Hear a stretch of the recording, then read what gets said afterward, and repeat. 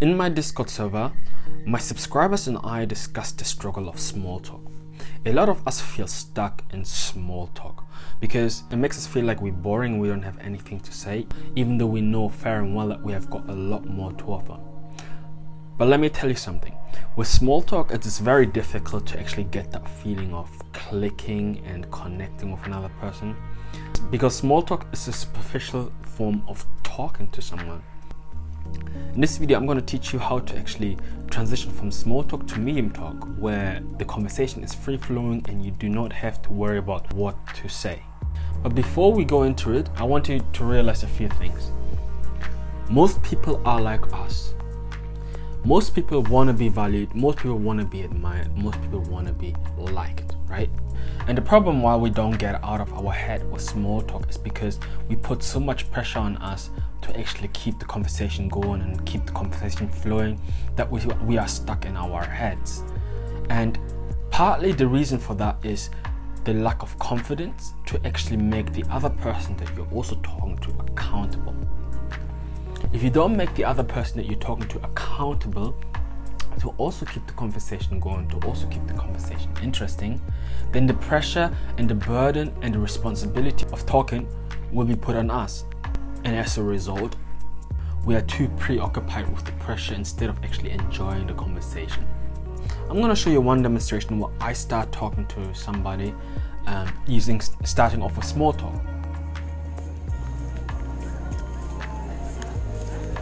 Excuse me, sorry. Yeah.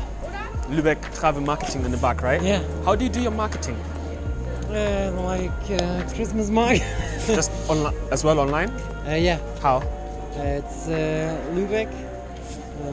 Like, minus. how do you do it? Do you do the Google marketing, or do you just post it on Facebook, or? We have Facebook, we have Pinterest, we have Instagram. For real? Yeah. I'm gonna follow you guys. The reason why you want to start off with small talk is because this is a starting point.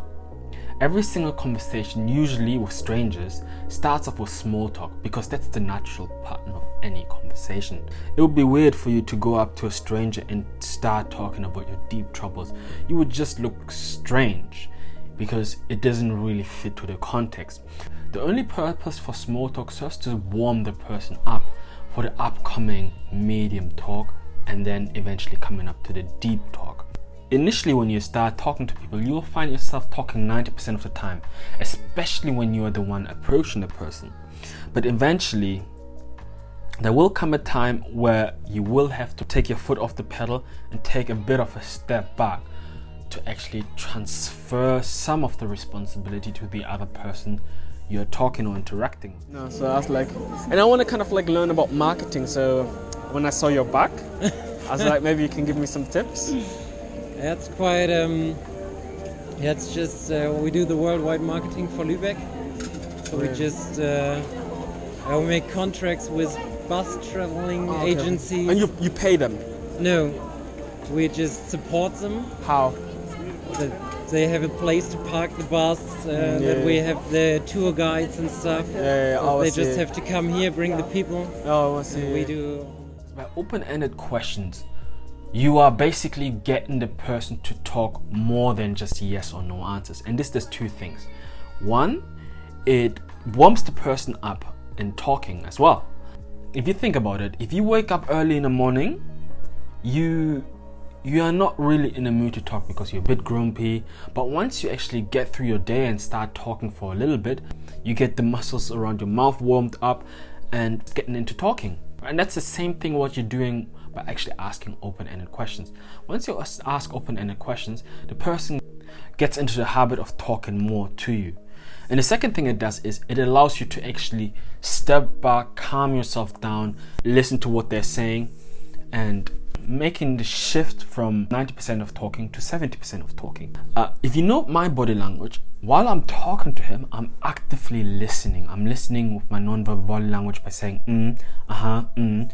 and in this way I'm kind of like encouraging him to keep on talking. You know, I don't interrupt him, and when he kind of like stops talking, I continue saying and looking at him to kind of like get him talking more, to further transfer the responsibility of keeping the conversation going through him. And if you look at our positioning, right, I am continuously gauging his body language. He's folding his arms, he's smiling, he's nodding. When I move back, he's moving forward. When I lean back, he's moving forward. And in that way, I'm gauging the rapport level. I'm gonna put up a card on the left here to kind of like link a video to Rapport that you should watch to kind of like understand what I'm talking about. But in other words, I'm gauging his rapport level. How far are we into small talk? How close am I to actually transition to medium talk? But you do it for the city, yeah? You're an employee from the city. Oh, I see. Yeah. I like it. I like it. It's the first time. Like, I think 2 days ago I went to the Christmas market. I tried the food. It's so good. Yeah. So good. Like, Where are you from? England. Oh, really? Yeah. So those, how do you call those? Cushions. Yeah. Mutzen, yeah. Oh, I tried them and I was like, damn, and they dissolve in your mouth. And I was like, I'm gonna have to do like an online review because. And you're here on vacation? Or? Yeah, I travel the world. Oh, yeah. So I've traveled like all Asia, Australia, and now a bit of Europe. Cool. Nice. And yeah. You will find that after I gave him the compliment, that's when he starts to open up, because the compliment is genuine. And the minute you actually evoke an emotion in the person that you're talking to, preferably a positive emotion, I know that I have entered medium talk when he started asking me open-ended questions and started to show some interest in where I'm from, what I'm doing, and what my background is. And most people fail to get that breakthrough from small talk to medium talk. It's because either they are too passive, so they just listen non-stop, right? Or they keep on talking way too much and do not consider the other person. And in that way, you're stuck in small talk and don't really get the feeling of the conversation flowing in a way. And in the end, this will lead to us becoming more frustrated and wondering why we have to consciously think about what to say. That's because the natural progression from small talk to medium talk is very slow, but it's steady. You know, you can't rush it and you can't be too slow. If you're too slow, you are stuck in small talk. If you're too fast, you're gonna put off the other person because he doesn't know you. You gotta understand, he doesn't know you. That's the first time you guys are talking, and you don't want to come off as too pushy or too forceful or too try hard, as I call it. And as you feel the conversation transition to medium talk, that's when you start sharing all the awesome things about yourself, or let the person share things about themselves, because in doing so, you're basically leading the conversation to medium talk and eventually get into deep talk. I'm gonna share a few tips with you on how to actually transition from medium talk to actually deep talk, where you actually start building a close friendship and relationship. Number one, I'll ask him to move. And the way I ask him to move is very subtle. Maybe you can show me a bit around. Are you busy right now, or? I just go around and look at everything. Do you want to do it together? Sorry, what's your name, by the way? Sebastian. Sebastian. Yeah. I'm Harold. Hi, Harold. Where from England are you? Coventry. Where is it? It's like... Note that I'm not forcing or pushing it. I'm just subtly suggesting, hey, let's move to another place, show me around. And the main reason for that is not because I want to see the city or whatever. I know the city already. But the main reason is for me to build a deep connection with another person. What you gotta do is talk to one person in as many locations within a short period of time as possible. Because if I go on a date with a girl, for example, I make it a point to talk to her in 5 different locations within 1 hour to kind of get that experience, you know, the us versus the world mentality, than just being stuck in one situation, one place, and risking it getting boring and dull. Yeah, This is handmade, isn't it? We hand? that's from the